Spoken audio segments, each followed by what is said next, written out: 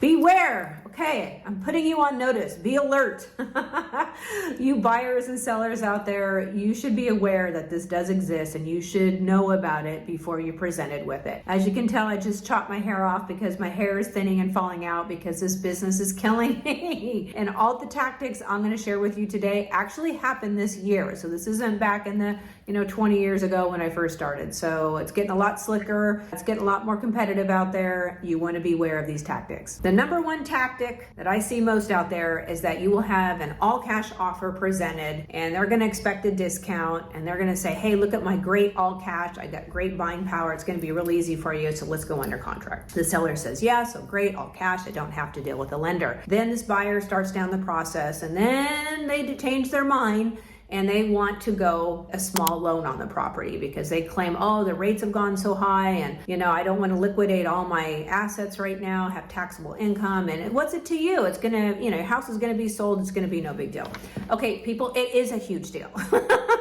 I hate lenders. I hate mortgage companies. I'm sorry, you lenders out there. I just hate you guys. You screw up the deal and it's not your fault. There's all these requirements and underwriters and all these things you cannot control. And so when you're making an all cash offer, it's powerful because the seller doesn't have to deal with all those headaches. So when you do a flipperoo halfway through the process, you buyers out there, what you're asking the seller to go through is, hey, we're going to have more headaches, and there will be more headaches. There's appraisals. Now we have to strap things and do things that we normally wouldn't have to do if it was an all cash offer. So be prepared for that. So if you are a seller and you have an all cash offer and it looks like some retirement accounts or some overseas money that may not make it over, or if we see a really strong stock portfolio and they're probably not going to move their positions, be aware. And maybe that offer that's coming in with the mortgage, at least you know up front that's what you're going to be dealing with. So negotiate a little bit firmer or a little bit harder on price, because anytime there's more hassle and more risk, the price should, reflect that. So if you're all cash, you're coming in, you're negotiating low because of all cash, and then do a, switcheroo. Remember, the seller can back out of escrow because that was not the agreement up front. So beware of this tactic. I see it all the time. In fact, I had a buyer that did something like that to me too. It was not cool, and I did not like participating in it. Okay, you're on notice. This is another thing that's happening, a tactic which is driving me nuts and making my hair fall out, is that these buyers will say, hey, we're going to remove all contingencies in 17 days, and that's including loan contingency removal, meaning we got approval. Well, usually in 17 days, because the dang lenders are so slow. I mean, why does it take 17 days to get loan approval? Okay, it shouldn't. But what happens after 17 days, after they're eating their bonbons, I'm kidding, is they will give, meaning the lender will give the buyer conditional loan approval. And what that means is, hey, Mr. Buyer, we're going to approve your loan based on just these few conditions. And the buyer will say, hey, listen, I'm not going to remove contingencies until I get clear to close. Now, clear to close usually occurs about three to 5 days, if you're lucky, before escrow closes, okay? So I'm seeing this a lot. In the last 5 transactions, this has happened a lot because buyers are not comfortable. They know there's not a great deal of buyers out there. So they are not removing those contingencies until way late in the process, like day 25. The sellers are screaming, they're mad, and they were giving notices to perform, and the buyer's like, hey, too bad, what are you gonna do? You're gonna go, find another buyer for your property? So right now, buyers are driving demand, and if you get in a situation like this, all I have to say is, take some hair supplements. It's extremely stressful. You are down the process. It's more than likely your buyer is going to, get approved. We're not having too many issues with that. The challenge is it puts a seller in a horrible position because they can't make commitments on their side until they have those contingencies removed. Of course, you can always give a notice to perform and threaten to back out of escrow or back out of escrow and start it all again. But be mindful that the same thing could happen with the next buyer. It's a major problem right now in the industry. Okay, this totally stresses me out.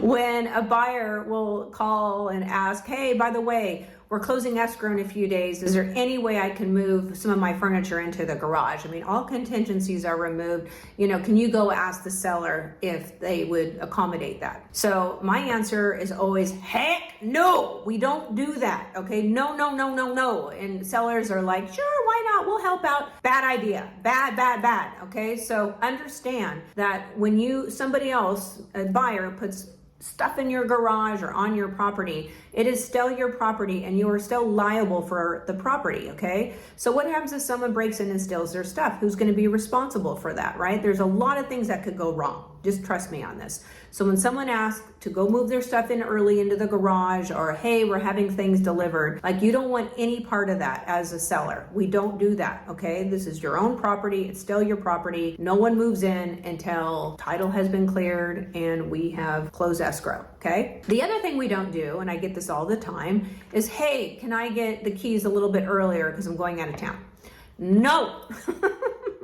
No early key delivery, okay? We need to have that thing like funded and closed until we hand over keys. And same reason, okay? So if for some reason you're vacant as a homeowner and you give the keys early and they decide to come in the house and set fire to your house or trip down the stairs and put a hole in the wall, there's so many things that can cause a great deal of liability for you as a seller. Do not hand over keys until title has been, cleared, escrow has been closed, and if you do, you're gonna wish you didn't. For those of you who have never met me before, sorry, I forgot to introduce myself. My name is Audra Lambert, and I'm one of the top producing agents in my area, which is Orange County, California. And the reason for this video YouTube channel I created is to help educate sellers and buyers in this ever-changing market we're in. If you're getting any benefit out of this video, please subscribe to my channel and smash that like button. I'm trying to get to 5,000 subscribers by the end of the year, so help a girl out. Okay, I'm not gonna make a lot of friends in this next topic, which is we never get buyer and sellers together. And I can't tell you how many times I get the buyer's agent requesting that the buyers and the sellers want to get together before close of escrow so they can walk around, and especially during that final walkthrough, to explain how everything works and to give a history of the home. Okay, I say no, no, no, no, no, no, we don't do that. In my state, we're a very litigious state, and I've had some buyers in the past come in and they're trying to trip up the seller to find things or to have them disclose something they didn't disclose in the past, and then that's an exit for them to get out of the property without having to release their earnest money deposit to the seller. Like, we don't put buyers and sellers together. Now, most everything that any buyer is going to have a question about is online, and more than likely the questions that the buyers have, they probably don't know. Like, I had this, seller that had no idea what the sprinkler system was because the gardeners handled it, right? Or like how the ovens work, or in this case, in one of my seller transactions, they didn't know how the washer and dryer work. And the guy's like, I don't know, my wife does it, I'm divorced from my wife, I have no idea. But most of the things as a buyer you can find online. And I'm always going to recommend keeping buyer and seller separate. Always, always, always. It's like in any representation, client representation capacity, you keep both parties separate. Like if you're going through a divorce, you don't want to get the two people together. You have the agents and the attorneys represent on their client's behalf. So I'm going to recommend the same to you. This market's getting weird. People are getting cold feet. They're looking for any excuse to back out. So keep the buyer and the seller separate, and you can just give me a thumbs down if you don't like that, but I'm here to try to protect you. Okay, this next one freaks me out. It creates so much stress. I swear, this is why my hair is so dang short. Okay, and that is buyers will ask, hey, Audra, I want to pull my car into the garage to see if it fits properly. Okay, the answer is no, no. What are you guys, crazy? No, it's like, hey, can I bring my primary bedroom upstairs to see if it fits the way I want it to upstairs? Like, no, we don't do that. Like, you go measure and you see if your things fit. That's the same thing with garage, okay? We don't park our cars in the garage to go test it out, okay? We don't do that. And the reason for it creates so much liability for the seller. What happens if, the buyer who has a jumbo truck, because of course that's the only reason why they are trying to see if they can get their car in, doesn't get their car in right, panics, instead of pushing the brake, they push the gas and, floor it through the wall. Like, who's gonna pay for all that, right? We have earnest money deposit. It ain't gonna cover the damage, okay? So we do not have any buyers coming in, moving furniture, having parties, or trying to park their car in the garage. We don't do that. Okay, this next one is illegal and highly unethical. And I can't even believe I even have to talk about this, but I went to my office this last week and hanging out by the water cooler, and I heard two agents having this conversation about realtor commissions, and I was blown away. I'm like, no, you cannot do that. So let me tell you what it is. That a seller will post on MLS and sign a listing agreement designating how much they're willing to give for commission, meaning how much money they're going to pay the buyer's agent if they bring in a buyer. And so what I see happening now in the conversations I overheard was that a buyer's agent was like, hey, listen, you're not getting any offers. I'll bring you in this offer, but you need to give me an extra percent because, I'm working really hard and the other guy down the street is going to offer more. So I want more money. Yeah, that's what I want. So you want the deal or not? And the seller's like, oh, this is how it works. And then, the listing agent's like, I don't know. I mean, we're getting no offers. I mean, what the heck? Why not? No, that's illegal. As agents, our fiduciary responsibility is to protect our clients, and also we need to put their best interest above our own. We're not worried about what we are getting in our paycheck, or we shouldn't be. And if there's any money to be negotiated out from the seller, it should go to the buyer, not the buyer's agent. So if you are a seller and you have an agent asking for more money, call their broker, get them fired, okay?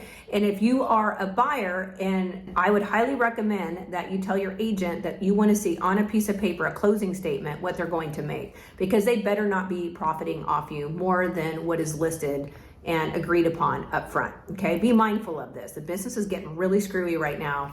A lot of unethical behaviors happening, and quite frankly, no one's monitoring it. At least I haven't seen it yet. Be on the lookout. Okay, just a few other helpful tips, and that is, if you are selling your house, I cannot express to you the importance of hiring a really good realtor. I will link down below in the description box my 13 interview questions that you should ask any realtor that you're interviewing for your home, okay? If you find the right one, it's gonna be worth their weight in gold. The other thing is, in this marketplace right now, it does take longer, okay? Which is the second thing I'm gonna talk about, and that is staging. Whether you do your own staging or you hire someone else to do it, I will also link down a checklist, a staging checklist down below in the description box so you can look through that. And also, if you're interviewing your agent, ask them if they offer staging as part of their offerings. If they don't, ask them like, hey, if I provide my own staging, will you comp that for me through escrow when it closes? Because in real estate, it's the only industry that I'm aware of where we don't get paid until the deal closes. So we have a lot of money up front until the deal closes. And a lot of realtors, even if they're really good, may not have those finances. But you as a seller, every penny counts. So see if they're willing to cover the costs if you are in fact going to do your own staging or invest in a professional company to do it themselves. So another tactic I'm seeing is that the buyer and the seller will open escrow, and the buyer's in no hurry whatsoever to get their earnest money deposit in escrow, and then they want to rush the inspection periods.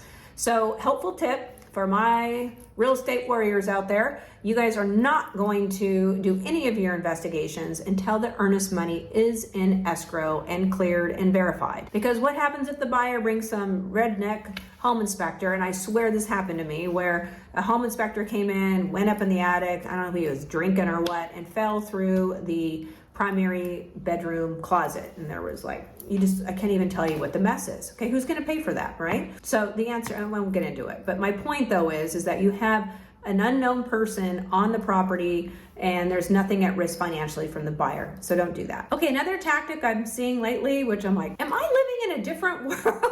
But I had a buyer's agent say, hey, Audra, we're gonna close in a week. We'd like to bring some of our general contractors on the property to do some upgrades and some repairs. I mean, you don't have a problem with that, do you?